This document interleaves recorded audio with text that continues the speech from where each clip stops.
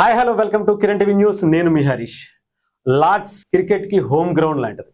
అలాంటి లార్డ్స్ లో ఈసారి గిల్ సేన మన భారత టీంను వేసుకుని దిగబోతున్నారు. ఇక్కడ ఎలాంటి ప్రత్యేకమైనటువంటి సిచ్యువేషన్స్ ఉన్నాయి, దీని మీద మనకి అందించడానికి సీనియర్ జర్నలిస్ట్, క్రికెట్ అనలిస్ట్ మన కిరణ్ పోలిదాస్ గారు అందుబాటులో ఉన్నారు. ఆయన అడిగి ఈసారి ఈ లార్డ్స్ లో ఎలాంటి మ్యాచ్ ఆడబోతుందనే తెలుసుకున్నాం. నమస్తే అన్న. హాయ్, నమస్తే హరీష్. లార్డ్స్ అనేది ఒక ప్రత్యేకం. క్రికెట్ అనలిస్ట్ కూడా చేసావు నన్ను. డెఫినెట్గా. వాస్తవానికి నేను క్రికెట్ అనలిస్ట్ అంటే క్రికెట్ పట్ల విపరీతమైన ఆసక్తి. సో క్రికెట్ లో మన మీద రంజీ ప్లేయర్ అయిన ఆ దాఖలాలు ఏం లేవు, కానీ ఆ కోణం లేదు. కానీ క్రికెట్ అంటే విపరీతమైన ఆసక్తి. నిజంగా చెప్పాలంటే 2003లో ఈనాడు ఈటీవీలో నేను జాయిన్ అయిన తర్వాత ఈటీవీలో ఒక స్పోర్ట్స్ బులెటిన్ పెట్టాలి అని చెప్పి ప్రతిపాదన తెచ్చి క్రికెట్ గురించి నిరంతరం చర్చిస్తే జనానికి ఆసక్తి కలుగుతుందని దానికి ఒక ఇనిషియేషన్ తీసుకున్నాను నేను అప్పట్లో.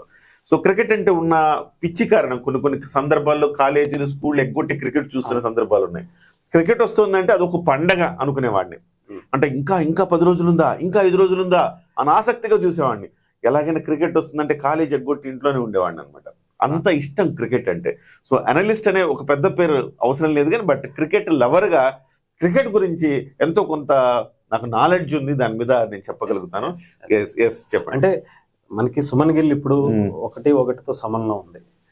సుమన్ గిల్ ఏంటంటే మనకి కొత్తగా కెప్టెన్ అయ్యాడు. టెస్ట్ కి ఇండియాకి మంచి రిజల్ట్ కూడా సెకండ్ టెస్ట్ లో వచ్చింది. లార్డ్స్ అనేటప్పటికి ఒక ప్రత్యేకమైనటువంటి స్థానం ఉంటుంది. క్రికెట్ అంటే లార్డ్స్ కి ఒక ప్రత్యేకమైనటువంటి స్థానం కూడా ఉంటుంది. అది అక్కడి నుంచి పుట్టినటువంటి క్రికెట్ ని మనం ముఖ్యంగా మన ఇండియా ఓన్ చేసుకున్నంతగా క్రికెట్ ఎవరు ఓన్ చేసుకోరేమో. ఇండియా అంటే క్రికెట్, క్రికెట్ అంటే ఇండియా అన్న స్థాయిలో ఉంటుంది. అలాంటి ఇండియా టీం లార్డ్స్ లో ఎలా పర్ఫామ్ చేయబోతుంది మూడో టెస్ట్? ఎస్ హరీష్, లార్డ్స్ అనేది ఒక సవాల్ లాంటిది. ఎందుకు అంటే ఇంగ్లాండ్ లో ఇప్పటి వరకు ఆడిన 2 పిచ్చులు కూడా మనకి నిజం చెప్పాలంటే ఉపఖండంలో, భారత ఉపఖండంలోని పిచ్చులు లాంటివే. దాంట్లో మనం యథేచ్ఛగా బ్యాటింగ్ చేసాం, వాళ్ళు బ్యాటింగ్ చేశారు. ఒక రకమైన విమర్శ వచ్చిందంటే ఇదేంది భారతదేశంలో ఆడుతున్నామా, ఇంగ్లాండ్లో ఆడుతున్నామా అని చెప్పేసి ఇంగ్లాండ్ క్రికెట్ బోర్డును కూడా తప్పు పట్టారు. ఎందుకంటే మనం ఏ రకంగానైతే బయట దేశాలు ఇంగ్లీష్ జట్లు మన దగ్గరకు వచ్చి ఆడుతున్నప్పుడు మనం స్పిన్ పిచ్లు తయారు చేస్తామో, వాళ్ళు కూడా పేస్ పిచ్లు తయారు చేస్తారు మన కోసం స్పెషల్గా.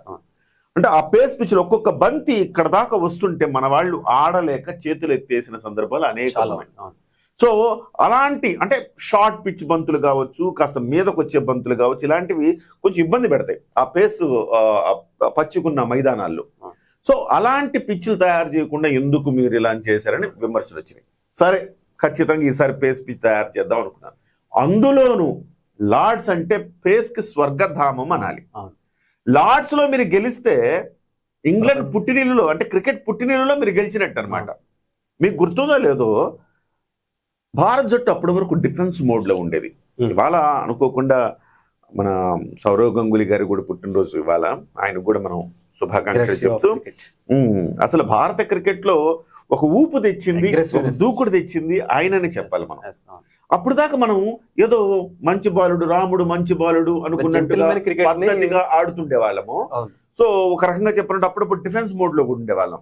కానీ ఎప్పుడైతే ఈయన క్రికెట్ పగ్గాలు చేపట్టాడో, ఎస్పెషల్లీ లార్డ్స్ లో, అంతకు ముందు మన దగ్గర ఒక ఇంగ్లాండ్ క్రికెటరు ఫ్లింటాఫ్ చొక్కా విప్పి ఇలా తిప్పారు.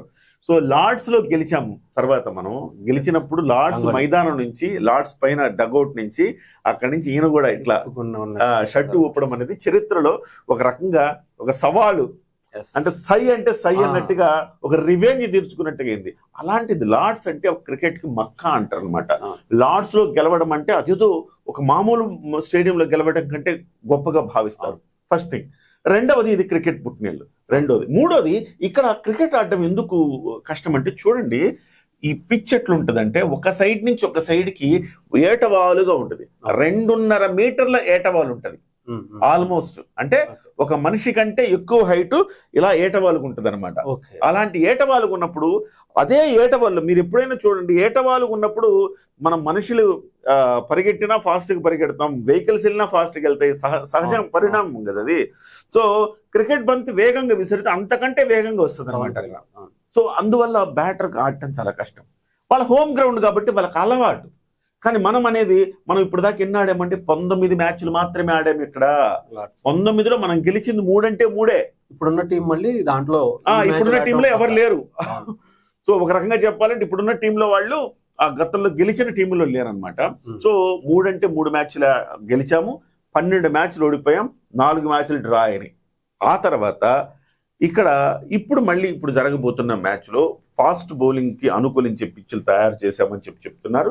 ఏటవాలుగా ఉండడం అనేది ఒక సవాలు. ఇంకోటి కొత్త కుర్రాళ్లతో వెళ్ళటం అనేది ఇంకో సవాలు. నిజం చెప్పాలంటే మనోళ్ళు చాలా అగ్రెసివ్ గా ఉన్నారు. శుభ్మన్ గిల్ కావచ్చు, లేకపోతే స్టార్టింగ్ జైస్వాల్ కావచ్చు, లేకపోతే కేఎల్ రాహుల్ కావచ్చు, వీళ్ళందరూ కూడా చాలా, పంత్ కావచ్చు, జడేజా కావచ్చు, వీళ్ళు అద్భుతంగా ఆడుతున్నారు.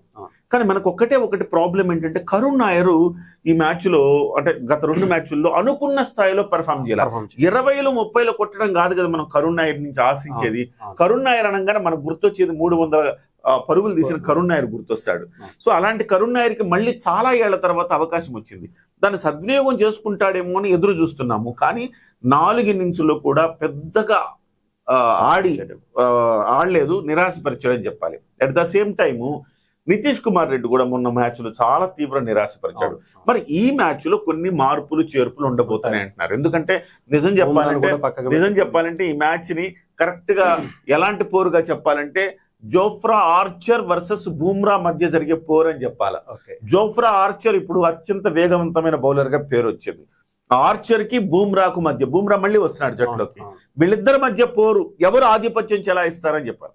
ఇక్కడ లెఫ్ట్ ఆర్మ్ పేస్ బౌలర్లకి చాలా బాగుంటదట ఈ పిచ్. సో అలాగే బ్యాటర్లకు కూడా కొంత ఇబ్బందికరం, ఎప్పటికప్పుడు స్టాన్స్ మార్చుకోవాలి. సో ఇటు వెళ్తేనేమో ఒకవైపు నుంచి ఆడుతుంటే ఒకలా ఉండాలి స్టాన్స్, అటువైపు నుంచి ఆడితే మళ్ళీ ఇంకోలా అడ్జస్ట్మెంట్ చేసుకుంటూ వెళ్ళాలన్నమాట. సో ఈవెన్ వికెట్ కీపర్ అయినా కానీ ఎక్కడికక్కడ అడ్జస్ట్మెంట్లు చేసుకుంటూ వెళ్తా ఉండాలి. సో అలాంటి ఒక క్లిష్టతరమైన పిచ్ మీద ఇవాళ విజయం సాధిస్తారా అనేది ఒక క్వశ్చన్ మార్క్. డెఫినెట్ గా నాకైతే నమ్మకం ఉంది హరీష్. ఇవాళ ఉన్న క్రికెటర్లు అందరూ కూడా ఇంతకు ముందులా లేరు, ఇంకా చాలా ఆత్మవిశ్వాసంతో ఉన్నారని చెప్పాలి. ఇంతకు ముందు అయితే ఒక సచిన్ అవుట్ అయిపోతే అందరూ వరుస పెట్టి అవుట్ అయిపోయేవాళ్ళు, సచిన్ అవుట్ అయిపోతే టీవీలు కట్టేసేవాళ్ళు. ఆ పరిస్థితి లేదు ఇవాళ. ఇవాళ ప్రతి ఒక్కడు సచిన్ లాగే ఉంటాడు, ప్రతి ఒక్కడు సచిన్. మొన్న చూశారు కదా మీరు, జడేజా ఎట్లా ఆడాడు, వాషింగ్టన్ సుందర్ ఎట్లా ఆడాడు, 42 పరుగులు చేశాడు. 42 పరుగులు చేసి ఆ 42 పరుగులు ఆయన చేయడం అనేది ముఖ్యం కాదు. నేను అంటున్నా శుభ్మన్ గిల్ కి ఆయన ఇచ్చిన సపోర్ట్, ఆ సపోర్ట్ వల్ల శుభ్మన్ గిల్ 269 కొట్టాడు. సో ఇలాగా మనం ఒక్కసారి చూస్తే గనక భారత జట్టు బ్యాటింగ్ చాలా బాగుంది. బౌలింగ్ లో కూడా మనకి అత్యొచ్చిన అంశాలు ఏంటంటే బూమ్రాతో పాటుగా సిరాజు, తర్వాత అక్షర్దీప్, ఆకాష్ దీప్ మంచి ఫామ్ లో ఉండటం, మొన్న 10 వికెట్లు తీయటం, ఇవన్నీ కూడా మనకు కలిసి వచ్చే అంశాలు. ఇక్కడ ప్రధానంగా మనకు జట్టులో ఏమైనా మార్పులు చేర్పులు ఉంటాయంటే బహుశా నేను అనుకోవటం హర్షదీప్ తీసుకుంటారు అన్న మాట వినపడుతుంది. ఎందుకంటే పేస్ కు అనుకూలం కాబట్టి హర్షదీప్ తీసుకుంటే 4 పేస్ బౌలర్లు అవుతారు, 1 జడేజా అవుతాడు. అయితే లాస్ట్ టైము వాషింగ్టన్ సుందరు బౌలింగ్ లో కీలకమైన వికెట్ తీశాడు, at the same time batting లో చాలా సపోర్ట్ చేశాడు. కాబట్టి అతన్ని ఈ విన్నింగ్ జట్టుని డిస్టర్బ్ చేయటం వద్దు అని కొంతమంది, లేదు మనకి ఇక్కడ పరిస్థితులకు అనుగుణంగా హర్షదీప్ అయితే లెఫ్ట్ ఆర్మ్ స్పిన్ పేసరు, ఆయన వస్తే బాగుంటుందని మరికొంతమంది అంటున్నారు. మరి ఏం జరుగుతుందో చూడాలి. మరి కాసేపట్లో ప్రారంభం కాబోతోంది. అఫ్ కోర్స్ ఈ వీడియో పడే సమయానికి బహుశా మ్యాచ్ ప్రారంభం కావచ్చేమో అనుకుంటున్నాను. ఏదేమైనా ఈ లార్డ్స్ లో కనుక గెలిస్తే హరీష్ అసలు శుభ్మన్ గిల్ ఒక చరిత్ర లిఖించినట్టు అనుకుంటాను. ఎందుకంటే 25 ఏళ్ల కుర్రాడు